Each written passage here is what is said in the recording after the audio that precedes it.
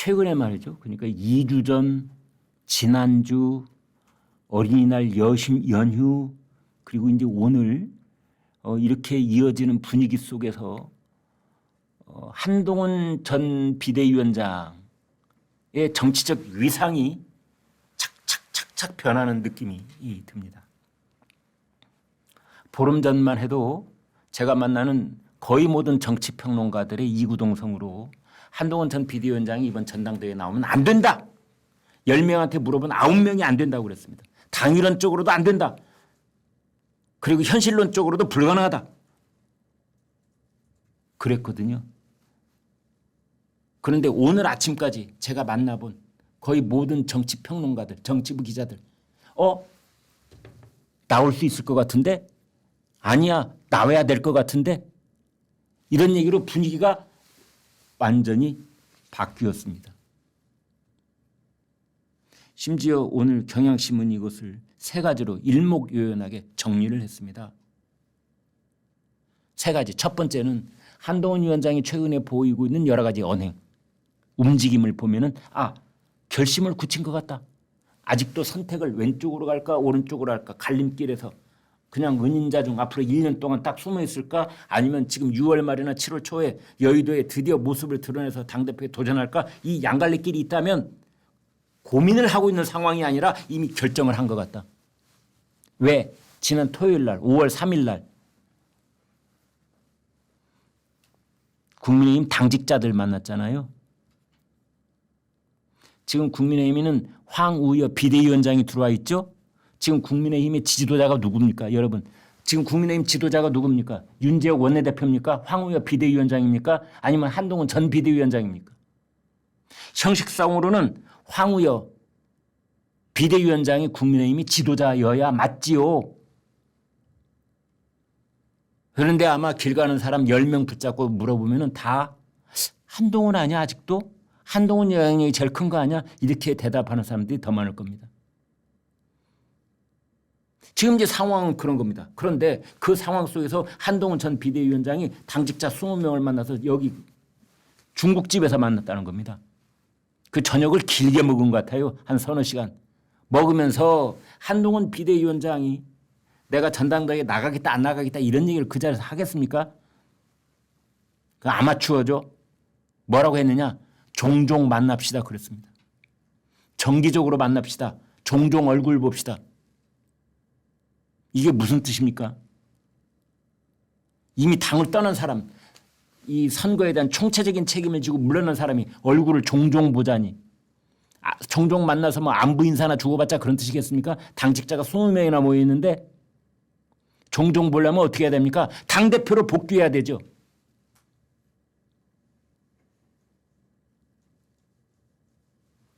그런 말을 한동훈 전 비대위원장은 그냥 허투루 즉흥적으로 하는 사람이 아닙니다.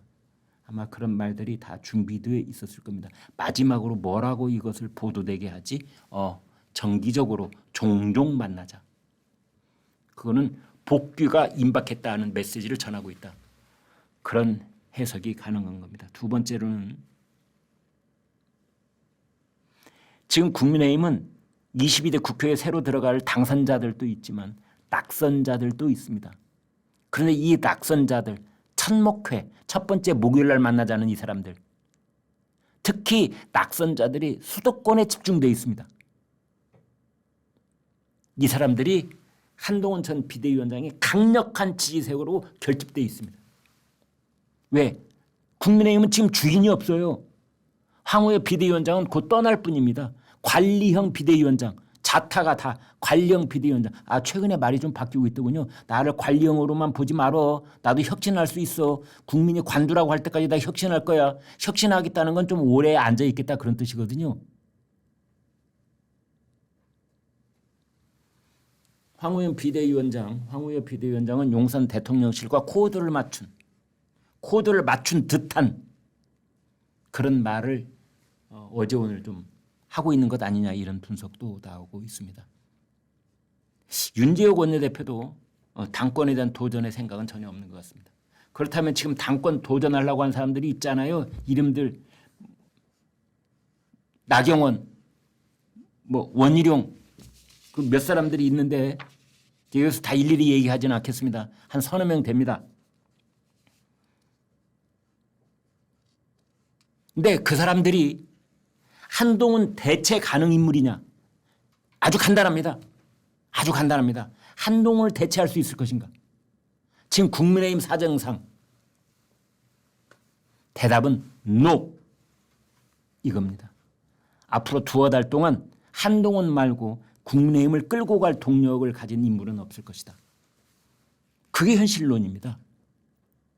나경원 당선인 훌륭한 사람이지요. 국민의힘 이끌 만한 자격과 역량을 충분히 갖춘 사람이지요.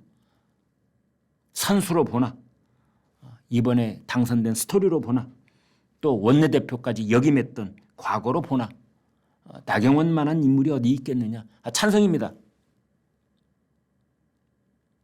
그런데 지금 국민의힘 당원들이나 가령 지금 국민의힘 당대표를 100% 당원 투표로 뽑든 지금 현재의 룰은 100% 당원 투표인데 아니다. 그렇게 하지 말고 반반씩 섞자.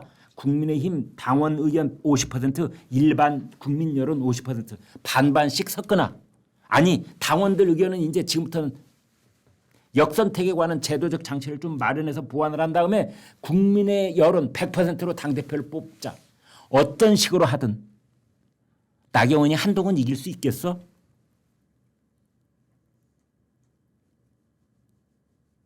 이제 이런 상황인 겁니다.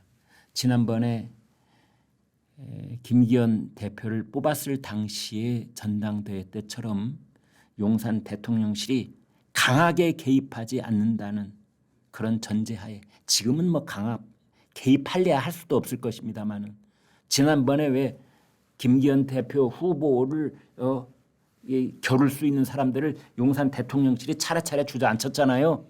지금 그게 가능하겠습니까? 용산 대통령실이 누가 지금 나경원한테 달려들고 있어? 한동훈도 주저앉아. 이렇게 다 주저앉힐 수 있습니까? 원희룡 주저앉아. 이렇게 할 수 있습니까? 그런 상황이 펼쳐지고 있다. 권영세가 됐든 권성동이가 됐든 나경원이 됐든 원희룡이 됐든 아니면은 뭐 소장파로 쭉 내려가지고 김재섭이 됐든 그 누가 됐든 뭐 30대 당대표 나오지 말라는 법 없지요. 지난번에 뭐 이준석 당대표가 실패로 돌아갔다고 보고 이번에야말로 정말 성공하는 30대 당대표로 새로운 기운을 집어넣자. 그런 모든 전제 조건들을 다 갖다 놓고 봤을 때 한동훈 이길 수 있겠어라는 질문 한마디에 아직은 대체 불가능하구나. 이런 말이 나오고 있는 겁니다. 그래서 이제 한동훈 위원장 복귀가 지난주, 지지난주까만 해도 택도 없다라는 의견들이 굉장히 많은데 어린이날 연휴를 건너오면서 한동훈밖에 없는 것 아니야?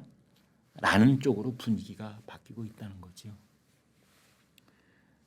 그렇습니다. 예.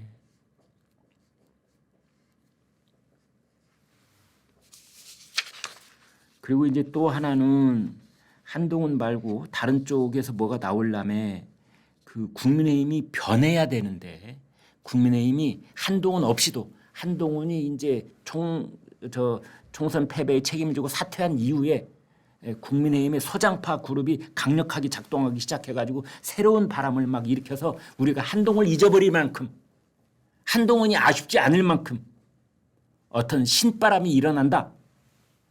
그렇다면 몰라라. 아직도 국민의힘은 전혀 변하지 않는 모습이다. 그걸 변화를 이끌어 보려고 앞장서는 사람도 보이지 않는다. 이제 이런 겁니다. 그러니까 한동훈밖에 없다. 장성철 공론센터 소장 이런 말을 했습니다. 2년 후에 지방선거가 있고 3년 뒤에는 대선입니다.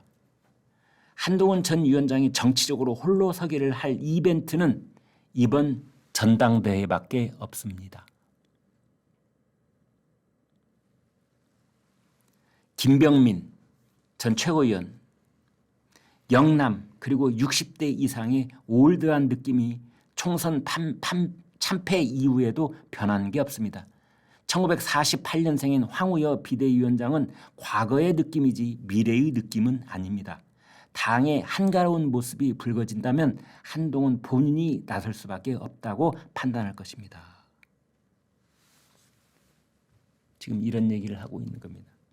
아까 말씀드린 3040 세대 후보들의 모임인 천목회 이재영 간사. 한동훈 위원장이 당분간 쉴 줄 알았는데 가만히 놔두질 않고 있습니다. 한동훈 전 위원장이 전당대회 출마 가능성이 커지고 있습니다. 가장 처음 한동훈 위원장 재등판 가능성을 보여준 건 홍준표 대구시장입니다. 홍준표 시장이 한동훈 전 위원장은 계속 비판하는 바람에 한동훈 전 위원장이 재등장할 수 있는 판을 깔아준 것 같습니다. 홍준표 시장이 원모 신뢰가 있어가지고 한동훈을 위해서 판을 깔아줬다. 그런 말까지 하고 있습니다. 황우여 비대위원장은 전당대회가 한 달쯤 늦어질 수도 있다라는 얘기를 하고 있습니다.